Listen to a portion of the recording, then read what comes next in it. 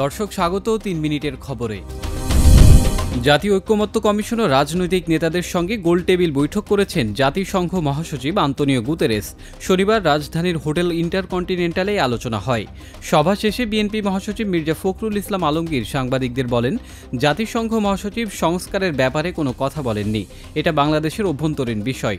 মির্জা ফখরুল আরও বলেন, মূলত এখানে সংস্কারে যে কমিশনগুলো করা হয়েছে সে বিষয়গুলো জাতিসংঘ মহাসচিবকে অবহিত করা হয়েছে। আইন উপদেষ্টা আসিফ নজরুল এই বিষয়ে অবহিত করেছেন। বিএনপির বক্তব্য সম্পর্কে জানতে চাইলে তিনি বলেন, তারা সংস্কারের কথা বলেছেন এবং নির্বাচন কেন্দ্রিক যে সংস্কারগুলো আছে যত দ্রুত তা করা যায় করে ফেলা এবং বাকি সংস্কারগুলো নির্বাচিত সরকারের মাধ্যমে করা, কেননা সংস্কার একটি চলমান প্রক্রিয়া। অন্যদিকে জাতীয় নাগরিক পার্টির আহ্বায়ক নাহিদ ইসলাম জানান, সংস্কার ও গণহত্যার বিচারের বিষয়ে তারা জনগণের কাছে প্রতিশ্রুতিবদ্ধ। এই সরকারের মেয়াদেই মৌলিক সংস্কারের ভিত্তি গড়ে তুলতে হবে। পাশাপাশি সংবিধান ও গণপরিষদ সম্পর্কেও তাদের অবস্থান ব্যাখ্যা করেছেন জাতিসংঘ মহাসচিবের কাছে। এদিকে জাতিসংঘ মহাসচিবের মন্তব্য সম্পর্কে বিএনপির স্থায়ী কমিটির সদস্য সালাউদ্দিন আহমেদ জানান, জাতিসংঘ বলেছে সংস্কার কি হবে তা বাংলাদেশের অভ্যন্তরীণ বিষয় এবং নির্বাচন কি হবে তা বাংলাদেশের মানুষ ঠিক করবে। তিনি আরও বলেন, জাতিসংঘ বাংলাদেশে একটি শক্তিশালী গণতান্ত্রিক সরকার দেখতে চায়। বাংলাদেশ প্রকৌশল বিশ্ববিদ্যালয়ের শিক্ষার্থী আবরার ফাহাদ হত্যা মামলায় রবিবার হাইকোর্টে রায় হওয়ার কথা রয়েছে। বিচারপতি এ.কে.এম. আসাদুজ্জামান ও বিচারপতি সৈয়দ এনায়েত হোসেনের হাইকোর্ট বেঞ্চ রায়ের জন্য এদিন ধার্য করেছেন। এর আগে আবরার ফাহাদ হত্যা মামলায় ডেথ রেফারেন্স ও আসামিদের আপিলের উপর 24 ফেব্রুয়ারি শুনানি শেষ করে রায়ের জন্য অপেক্ষমান রাখা হয়।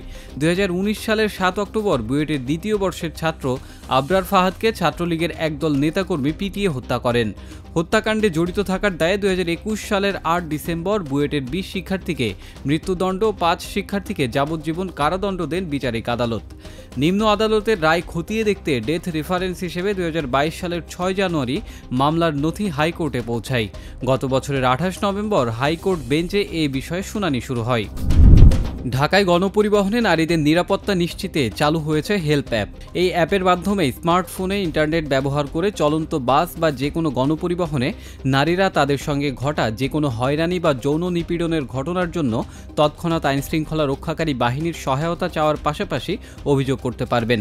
ব্রডকাস্ট জার্নালিস্ট সেন্টার ও সুইচ বাংলাদেশ ফাউন্ডেশন যৌথভাবে পরিষেবাটি চালু করেছে। অ্যাপটির পুরো নাম harassment elimination literacy programme help. অ্যাপটির উদ্বোধনী অনুষ্ঠানে প্রধান অতিথির বক্তব্যে ঢাকা মহানগর পুলিশ কমিশনার শেখ সাজ্জাদ আলী বলেন, নারী নিপীড়নের ঘটনায় অনেক ক্ষেত্রেই ভুক্তভোগীরা তা প্রকাশ করতে চান না। এখন থেকে এই অ্যাপের মাধ্যমে পাওয়া অভিযোগগুলোকে এফআইআর হিসেবে গ্রহণ করা হবে। বিশ্বের 43টি দেশ থেকে যুক্তরাষ্ট্রে যাওয়ার উপর নানা মাত্রায় ভ্রমণ নিষেধাজ্ঞা দেওয়ার পরিকল্পনা করছে ট্রাম্প প্রশাসন। এ পরিকল্পনা নিয়ে ঘনিষ্ঠভাবে কাজ করা কর্মকর্তাদের বরাতে নিউ ইয়র্ক টাইমসের প্রতিবেদনে বলা হয়, এবারের নিষেধাজ্ঞা ট্রাম্পের প্রথম মেয়াদে আরোপিত বিধিনিষেধের চেয়েও ব্যাপক হতে পারে। এই দেশগুলোকে 3 ভাগে বিভক্ত করা হয়েছে। এর মধ্যে প্রথম ভাগের দেশগুলোর উপর সম্পূর্ণ ভ্রমণ নিষেধাজ্ঞা, দ্বিতীয় ভাগের দেশগুলোর উপর নতুন ভিসা দেওয়া বন্ধ ও তৃতীয় ধাপের দেশগুলোকে 60 দিনের সময় দেওয়া হবে ট্রাম্প প্রশাসনের উদ্বেগ দূর করতে।